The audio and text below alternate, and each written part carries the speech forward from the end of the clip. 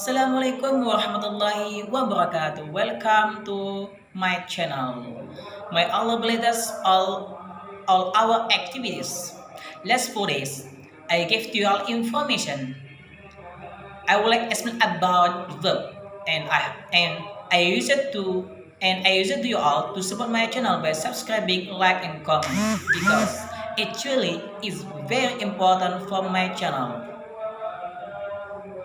Nah, kawan-kawan, sebelum saya menjelaskan tentang apa itu verb, sekarang saya akan menjelaskan tentang verb. Sebelum saya menjelaskan tentang verb, apa itu verb, silakan kawan-kawan download filenya di deskripsi video saya.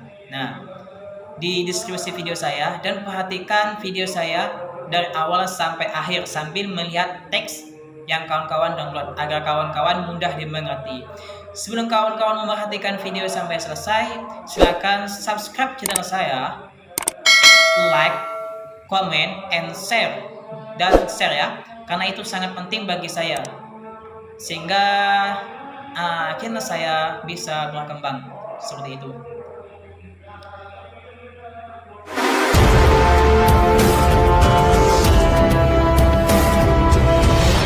Di sini saya akan menjelaskan verb. Apa sih itu verb?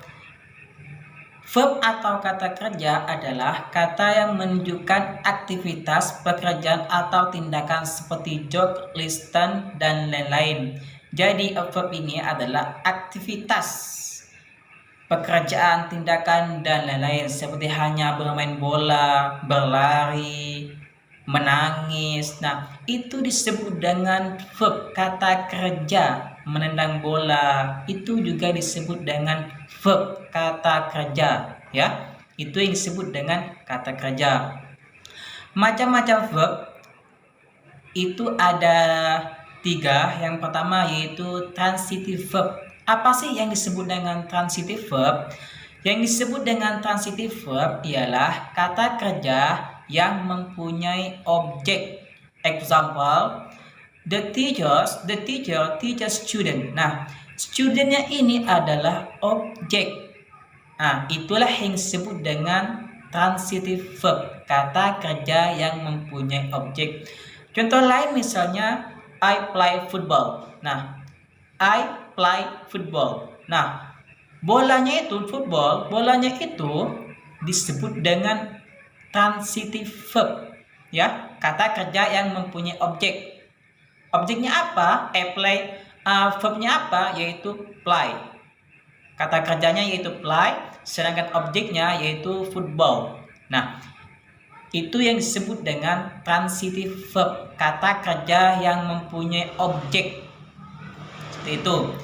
Yang kedua yaitu intransitive verb, kata kerja tanpa objek. Jadi kebalikannya ya. Tanpa kerja tanpa objek, contohnya misalnya I go to school. Nah, sekolahan ini itu bukan objek, akan tetapi adverb of place, kata keterangan tempat. Contoh lain misalnya Jack sleeps in his room. Jack tidur di kamarnya. Nah, kamarnya itu room itu bukan objek, akan tetapi kata keterangan tempat, adverb of place. Contoh lain misalnya I study here. Nah, here ini I study here. Nah, here ini yang di sini artinya here yang artinya di sini itu bukan objek, akan tetapi kata keterangan tempat, adverb of place. Nah, seperti itu. Yang ketiga yaitu linking verb. Apa sih yang disebut dengan linking verb? Linking verb yaitu kata kerja yang tidak menyatakan pekerjaan. Contoh misalnya the girl looks beautiful. Nampaknya wanita itu cantik. Nah, look-nya itu tidak menyatakan pekerjaan. Nggak ada actionnya seperti itu. Tidak menyatakan pekerjaan. Nggak action. Nggak bertindak. Kata kerja akan tapi tidak menyatakan pekerjaan. Contoh lagi misalnya I love you. Nah, love-nya itu kata kerja, tetapi kata kerja yang tidak menyatakan pekerjaan, maka disebut dengan linking verb. Linking verb sebenarnya banyak, misalnya feel, yang artinya merasa, itu disebut juga dengan linking verb. I feel cool. I feel cool. Saya merasa keren loh. saya merasa keren. Nah, feel-nya itu disebut dengan linking verb, kata kerja yang tidak menyatakan pekerjaan. Nah, linking verb ini banyak sebenarnya, seperti to be, is, mr. Is, mr ini auxiliary, kata kerja bantu, itu juga disebut dengan linking verb, kata kerja yang tidak menyatakan pekerjaan. Selanjutnya yaitu regular dan irregular verb. Nah, regular verb adalah kata kerja beraturan. Kata kerja yang bentuk kedua dan ketiganya hanya menambah d atau ed. Aturannya sebagai berikut. Perlu kita ketahui bahwasanya bahasa Inggris itu ada verb 1, ada verb 2, dan ada verb 3. Verb 1 ini digunakan untuk present tense, sedangkan verb 2 yaitu untuk past tense, sedangkan ketiga yaitu perfect tense. Nah, seperti itu. Tapi nanti dijelaskan video-video selanjutnya ya. Verb yang berakhiran e hanya menambahkan d. Nah, jadi kalau misalnya contoh misalnya love yang artinya mencintai. Love ini verb 1 kan. Kalau ingin dijadikan verb 2 atau dijadikan verb 3, maka hanya menambahkan d, loved. Nah, jadi setiap kata kerja yang berakhiran e, kalau ingin dijadikan verb 1, kalau ingin dijadikan verb 2 dan verb 3, maka itu hanya menambahkan d. Jadi nggak perlu repot, tinggal menambahkan d. Dah, seperti itu. Bagian B yaitu selanjutnya verb yang berakhiran konsonan ditambah y atau berakhiran y, maka y-nya diganti i dan ditambahkan ed. Example, study. Verb 2 atau verb 2 dan verb 3-nya studied. Nah, yang disebut konsonan itu huruf mati ya. Nah, yang disebut dengan konsonan itu huruf mati. Nah, huruf hidupnya apa? Huruf hidup itu ada 5. Saya ulangi lagi. Huruf hidup itu ada 5, yaitu a, i, u, e, o. Nah, selain a, i, u, e, o itu disebut dengan konsonan atau huruf mati. Nah, verb yang berakhiran konsonan dan ditambah y, maka y-nya diganti i dan ditambahkan ed. Contohnya example, study, studied. Nah, study ini adalah verb 1. Kalau ingin dijadikan verb 2 dan verb 3, maka i-nya diganti i lalu ditambah ed, studied. Nah, coba kita perhatikan. Study itu kan ada huruf d dan y. Nah, d ini huruf mati, seperti itu, huruf konsonan dan berakhiran huruf y. Jadi setiap kata kerja yang berakhiran huruf y dan sebelum berakhiran huruf y itu ada huruf mati, seperti contohnya d, huruf mati. Kalau ingin dijadikan verb 2 dan verb 3, maka tinggal y-nya diganti i lalu tambah ed, seperti itu. Selanjutnya yaitu bagian C, sedangkan verb yang berakhiran vokal ini huruf hidup ya, dan ditambah y atau berakhiran huruf y, langsung menambahkan ed, kebalikannya. Contohnya play. Lihat play. Play ini berakhiran huruf y dan sebelum huruf y itu ada huruf hidup yaitu a. Maka kalau ada kata kerja yang berakhiran huruf y dan sebelum huruf y itu didahului oleh huruf hidup, kalau ingin dijadikan verb 1 dan verb 3, kalau ingin dijadikan verb 2 dan verb 3, maka tinggal menambahkan ed. Y-nya tidak diubah i,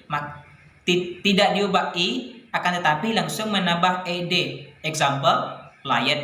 Nah, seperti itu. Selanjutnya yaitu bagian D, yaitu verb yang berakhiran dengan konsonan yang diawali oleh vokal, maka dibentuk dengan menggandakan konsonan kemudian ditambah ed. Lihat, perhatikan. Verb yang berakhiran konsonan, lihat ya. Huruf vokal itu harus ada 5, harus diingat: a, i, o, e, o. Sangat penting sekali bagi kawan-kawan yang ingin mendalami bahasa Inggris. Verb yang berakhiran dengan konsonan yang diawali oleh huruf vokal, maka dibentuk dengan menggandakan konsonan kemudian ditambah ed. Contohnya admit, yang artinya mengunjungi. Nah, admit ini itu kan berakhiran huruf konsonan T, berakhiran T ini huruf konsonan. Dan sebelum berakhiran konsonan, T-nya itu dia didahului huruf hidup, yaitu huruf yaitu huruf I. Maka apabila ada kata kerja yang berakhiran konsonan dan didahului huruf hidup, huruf vokal, dan ketika ingin dijadikan verb 2 dan verb 3, maka tinggal menggandakan T-nya, tinggal menggandakan konsonannya. Verb satunya yaitu admit, sedangkan verb 2-nya yaitu admitted. Seperti itu. Contoh lain misalnya club. Club ini itu kan berakhiran huruf P kan? Berakhiran huruf P dan didahului oleh huruf hidup yaitu A. Maka apabila ada kata kerja yang berakhiran huruf mati, huruf konsonan, dan didahului oleh huruf hidup yaitu A, maka digandakan P-nya menjadi club. Seperti itu. Kalau ingin dijadikan verb 2 dan verb 3 clubnya, karena club ini karena club ini adalah verb 1, kalau ingin dijadikan verb 2 dan verb 3, maka P-nya digandakan menjadi clubbed. Nah, kalau sudah digandakan menjadi clubbed, maka bisa dijadikan verb 2 dan verb 3. Maka ini sudah bisa dijadikan verb 2 dan verb 3 ya. Saya ulangi lagi biar kawan-kawan ingat. Apabila ada kata kerja yang berakhiran huruf konsonan, huruf mati, dan sebelum huruf konsonan itu diawali oleh huruf hidup sepertinya club, maka konsonannya digandakan. Seperti itu. Nah, selanjutnya saya akan the next ya. Nah, tadi saya menjelaskan irregular, sekarang saya akan menjelaskan irregular verb, kata kerja yang tidak beraturan. Kata kerja yang verb 2 dan 3-nya tidak beraturan, bahkan ada yang bentuknya tidak berubah sama sekali, sehingga verb ini harus dihafal. Jadi irregular verb ini harus dihafal karena lumayan susah seperti itu. Karena irregular verb ini ada juga yang tidak berubah, seperti halnya contoh di kolom, yaitu put, yang artinya meletakkan. Verb 1, verb 2 dan verb 3 itu sama. Ya, enggak menambah ed atau apa, enggak ada menambah ed, enggak menambah s, sama. Put itu sudah verb 1, verb 2 dan verb 3, enggak ada perbedaan. Ada juga yang verb satunya sing, perhatikan tabelnya, sing, sang, sang. Nah, verb satunya yaitu sing, artinya menyanyi, sedangkan verb 2-nya yaitu sang, sedangkan verb 3-nya yaitu sang. Nah, seperti itu. Jadi harus dihafal. Intinya, irregular ini harus dihafal ya. Tapi kalau kawan-kawan ingin menghafal itu terlalu susah, biasanya itu bikin pusing. Jadi kalau kawan-kawan membuka kursus bahasa Inggris, kawan-kawan membiasakan menyanyikan irregular verb, kata kerja yang tidak beraturan. Nah, kan irregular ini kan harus dihafal. irregular verb, kata kerja tidak beraturan. Kata kerja yang verb kedua dan ketiganya tidak beraturan, bahkan ada yang bentuknya tidak berubah sama sekali. Jadi yang ini nih, irregular verb ini memang harus menghafalkan jika ingin mengetahui irregular verb, kata kerja yang tidak beraturan. Nah, kalau kawan-kawan ingin membuka komunitas ataupun membuka kursus bahasa Inggris, seperti halnya misalnya kawan-kawan lah yang punya guru bahasa Inggris. Nah, minta guru bahasa Inggrisnya itu, kalau memang guru bahasa Inggrisnya nggak tahu, nggak apa-apa.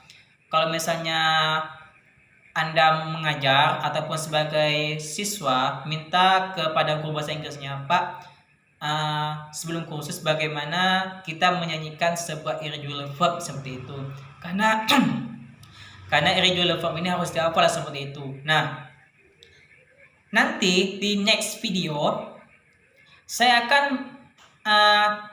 memberikan irregular verb, nyanyian irregular verb versi selawat. Nah, jadi kawan-kawan nggak perlu menghafal.